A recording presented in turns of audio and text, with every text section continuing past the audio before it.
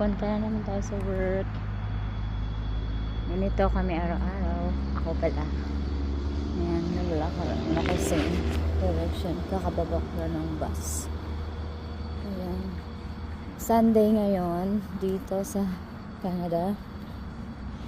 Ayan yung bus na sinakyan ko. Hindi na siya agad. Hindi na siya. Yun yung main entrance. Ayan, darating. Ayan yung bus.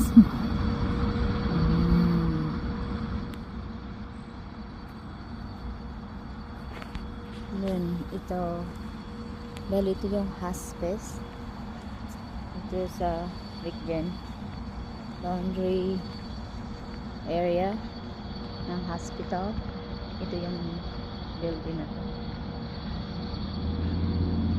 Ayan. Ito yung hospital sa likod. Ayun.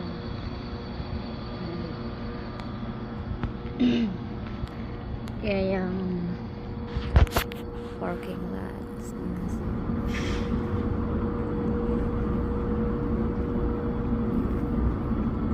Medyo konti ngayon pag weekdays. Sobrang busy, puno ng sasakyan dito yan. Dito hanggang dito. Ayan. So, papakita ko sa inyo kung saan ako nag-work. Balik dito, yun pinaka main entrance ng hospital. Diyan. Yan, yung kulay blue na yan. Papasok main entrance.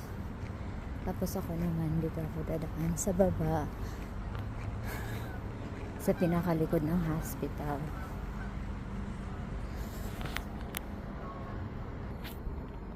Ayan, dito ako sa likod.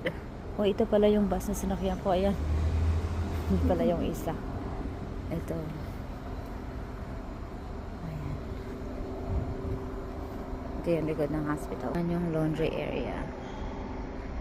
Diyan nilalaban yung mga damit ng pasyente, yung mga gown. And then, ito yung staff parking lahat. Daming sakyan. Pero pag weekdays, madami talaga punong-puno yan. Ngayon, medyo may bakante pa. Pag weekdays, sa gintong oras, wala na. Wala ka nang mapaparkingan. Ito na, dito ako dadaan.